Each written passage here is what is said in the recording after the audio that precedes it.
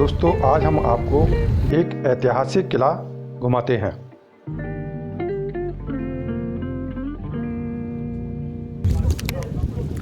नमस्कार दोस्तों, मैं आपका प्रदीप शर्मा। अभी मैं ग्वालियर में हूँ और जो ग्वालियर का किला मेरे पीछे आप देख रहे हैं, ये मानसिंह महल है। आओ मैं आपको ग्वालियर के किले दिखाता हूँ। दोस्तों सामने जो आप देख रहे हैं यह ग्वालियर का किला है।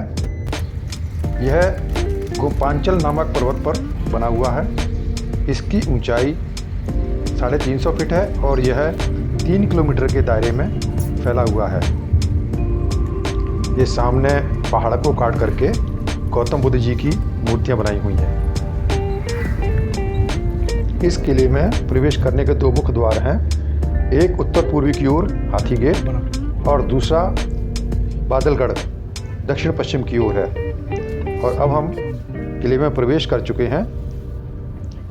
यहाँ पर गाड़ियाँ रोकी हुई हैं और अपनी बारी का इंतज़ार कर रही हैं। एक समय में एक साइड से ही गाड़ियाँ अंदर जाती हैं। तो अब हमारी बारी आ चुकी है। अब चलते हैं हम अंदर। किले में अंदर जाने के लिए 3-4 गेट पार करने पड़ते हैं। और जो हमारे साथ आए हैं इनका नाम है मिस्टर राजेश गौड़, जो हमें यहाँ के बारे में बताएंगे और ये यहाँ से वापस चले जाएंगे। आगे हम ही इस किले को घूमेंगे। अब हम चलते हैं मानसिंह महल की तरफ। यहाँ काफ़ी सारी भीड़ है और ये मानसिंह महल जाने के लिए गेट नज़र आ रहा है।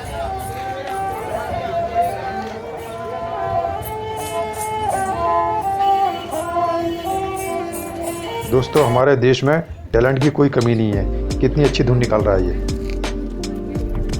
किले में देखने और घूमने के लिए काफ़ी सारी चीज़ें हैं। यहाँ पर कुछ लोग इस्कॉन से आए हुए हैं मानसिंह महल को देखने के लिए। सामने ये मानसिंह महल दिख रहा है। इस महल का निर्माण 1508 ईस्वी में एक तोमर राजा मानसिंह द्वारा करवाया गया था। समय समय पर भिन्न भिन्न कालखंडों में इस किले पर अनेक राजाओं ने राज किया। यहाँ पर काफ़ी चहल पहल है। कुछ लोग फोटो वगैरह खींच रहे हैं।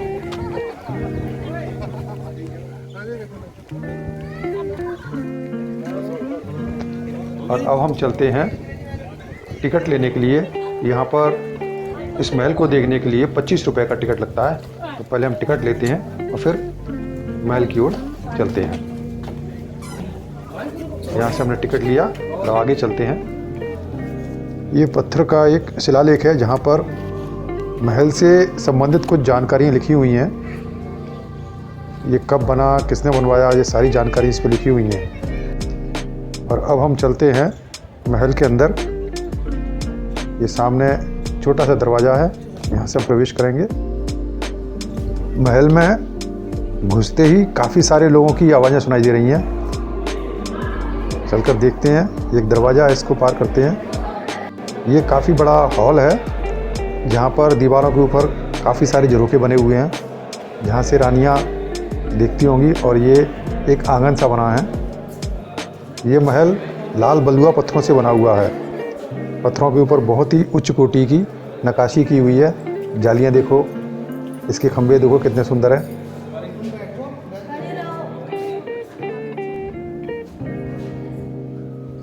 जगह जगह पर रंग बिरंगे पत्थर लगे हुए हैं। ये दरवाज़ा देखो कितना सुंदर है। अब अंदर देखते हैं इसके। ये झरोखा बना हुआ है, यहाँ से बाहर बिल्कुल साफ नज़र आ रहा है।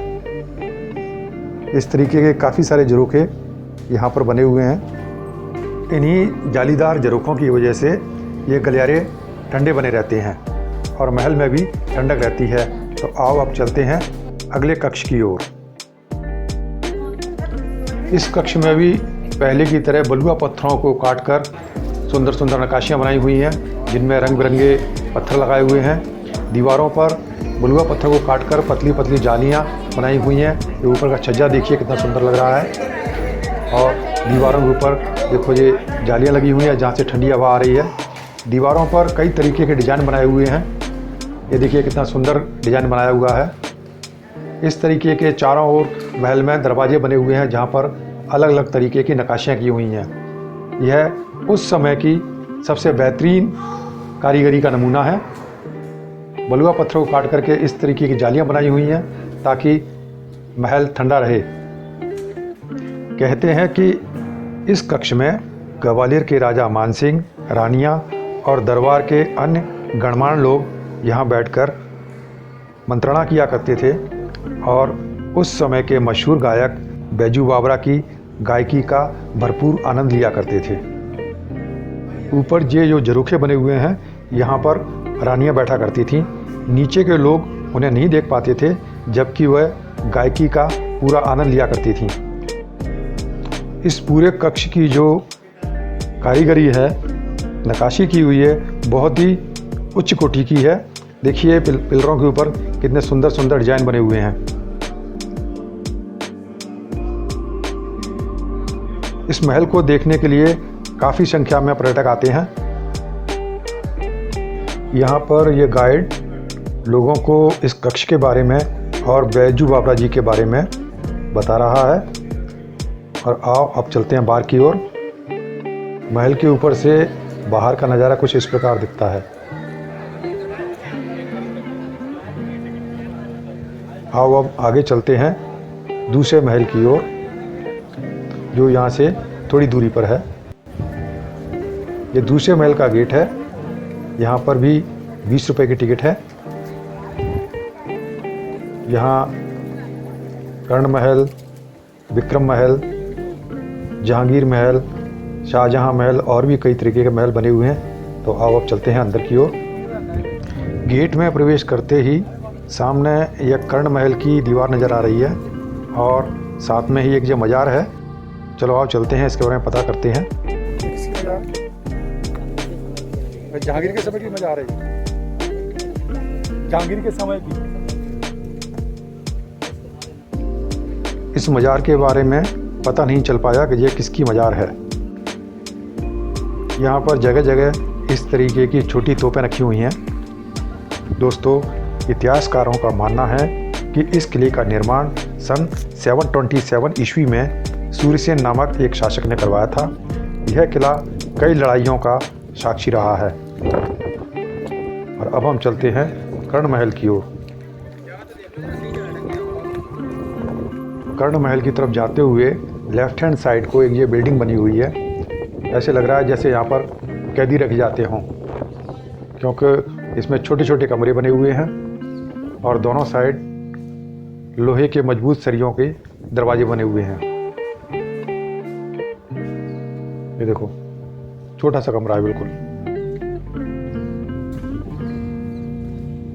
और ये सामने जो है कर्ण महल है। यहाँ पर हवा काफ़ी तेज चल रही है। और अब हम आपको यहाँ से ग्वालियर शहर का नज़ारा दिखाते हैं। सामने एक ग्वालियर शहर है। दोस्तों, इसी किले से महारानी लक्ष्मीबाई ने सन 1858 में अंग्रेज़ों से लड़ते हुए इस किले से नीचे छलांग लगाकर अपने प्राणों की आहुति दी थी। और अब हम चलते हैं कर्ण महल की ओर। ये कर्ण महल है। इस महल का निर्माण तोमर राजवंश के दूसरे शासक कीर्ति सिंह ने सन 1480 से लेकर 1486 में करवाया था। इस महल में मानसिंह महल की तरह ज़्यादा सजावट नहीं है। चलते हैं अंदर, चल के किला देखते हैं और साथ साथ में इससे जुड़ी जानकारियां भी आपके साथ शेयर करते हैं। दोस्तों, इस किले पर काफ़ी समय तक मुग़लों का शासन भी रहा है। दोस्तों, ये जो आप होल देख रहे हैं, इसके नीचे जेल है। अकबर बादशाह ने इस किले पर आक्रमण किया और जीत करके इस किले को कारागार में तब्दील कर दिया।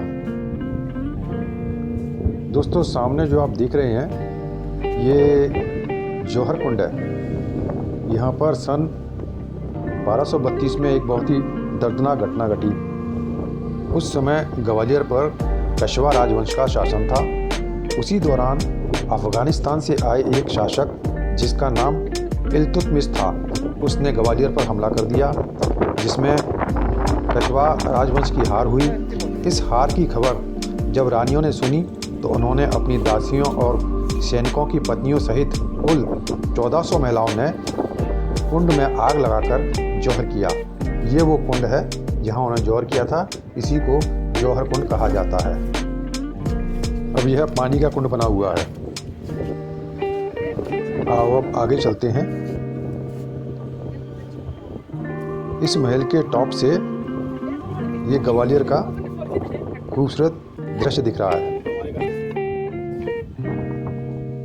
ये ग्वालियर शहर है।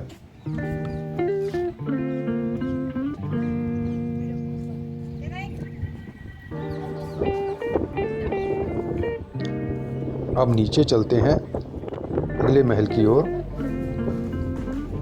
ग्वालियर के किले में देखने के लिए बहुत सारी जगह हैं, जैसे यहाँ पर एक दाता बंदी छोड़ गुरुद्वारा है और सास बहू का मंदिर है जो सिर्फ यहीं पर ग्वालियर किले में ही है, और तेली का मंदिर भी है। अब हम जा रहे हैं जहांगीर और शाहजहां महल देखने के लिए। ये महल 17वीं सदी में बनाए गए थे। दोनों में ही मुग़ल कालीन कला देखने को मिलती है। दोनों ही महलों के प्रवेश द्वार आपस में जुड़े हुए हैं। महलों के बीचों बीच एक बहुत बड़ा आंगन है। इसके चारों ओर आयताकार कक्षों की श्रृंखला बनी हुई है। आंगन के बीचों बीच एक ये पानी का बहुत बड़ा कुंड बना हुआ है। अब चलते हैं इस पानी के कुंड के पास। पानी तक नीचे पहुंचने के लिए दोनों साइड सीढ़ियां बनी हुई हैं। कहते हैं कि गर्मियों में भी इस कुंड का पानी कभी नहीं सूखता। ये कुंड हमेशा ही पानी से भरा रहता है। यहाँ पर ये जहांगीर और शाहजहां महल के बारे में शिलालेख लिखा हुआ है। ये दोनों ही महल मुग़ल कालीन महलों की तुलना में काफ़ी छोटे हैं। महल से बाहर निकलते ही राइट हैंड साइड पर थोड़ी दूरी पर ये शिवलिंग स्थापित किए हुए हैं और यहाँ पर एक साधु महात्मा भी हैं। तो आप चलते हैं, शिवलिंग के दर्शन करते हैं और महात्मा जी से इसके बारे में जानकारी प्राप्त करते हैं। महात्मा जी सादर प्रणाम। महात्मा जी, हमें इस शिवलिंग के बारे में कुछ ज्ञान दीजिए। विक्रम मंदिर के नाम से शिवलिंग है, 500 साल पुराना है, महाकालेश्वर है। राजा मानसिंह तोमर ने इनकी स्थापना करवाई थी। उसके बाद में इनके वरदान से लड़का हुआ था जिसका नाम रखा गया था विक्रम। विक्रम के समय का ये मंदिर है। शिवलिंग आपने बहुत देखे होंगे, ऊपर से गोल होती है, जिस शिवलिंग ऊपर से प्लेट में है। आँखें, तांबे की चादर, नाग देवता की मूर्ति, ये सब बात का साल में एक दफ़े कलर पेंट हो जाता है। शिवलिंग 500 बरस पुराना है। दक्षिण दिशा के लिए रखी हुई है, दक्षिणी है तो महाकाल बोला जाता है। ओके, जय महाकाल। नहीं, बहुत पुरानी है वैसे, वो भी 70-80 साल पुरानी मूर्ति है। अभी आखिरी 8 साल पुराने, 9 साल पुराने नंदी महाराज है बस। अच्छा। महाराज हो भैरव बाबा बस। ये शिवलिंग 500 बरस पुराना ही है। पहले उस मंदिर में हुआ करता था। उसके बाद मुगल शासन जब आया था तो यहाँ के पुजारी ने निकाल दिया था, जो मंदिर से बाहर निकला हुआ है। उसके बाद में सिंधिया जी के समय में तो स्थापना करवा दिया। शिवलिंग 500 बरस पुराना। ठीक। दोस्तों, सामने जो आप मंदिर देख रहे हैं, यहीं पर पहले शिवलिंग स्थापित किए हुए थे, जो अब बाहर चबूतरे पर स्थापित किए हुए हैं। दोस्तों, जो भी जानकारी हमने आपको दी है वह यहाँ लिखे शिलालेखों और यहाँ कार्यरत व्यक्तियों द्वारा प्राप्त की गई है। आओ चल करके अंदर से मंदिर को देखते हैं। ये पुराना मंदिर है जहाँ पर पहले शिवलिंग स्थापित किए गए थे और बाहर एक हवन कुंड बना हुआ है, यहाँ यज्ञ होता था। दोस्तों, मैं आशा करता हूँ कि यह वीडियो आपको पसंद आई होगी।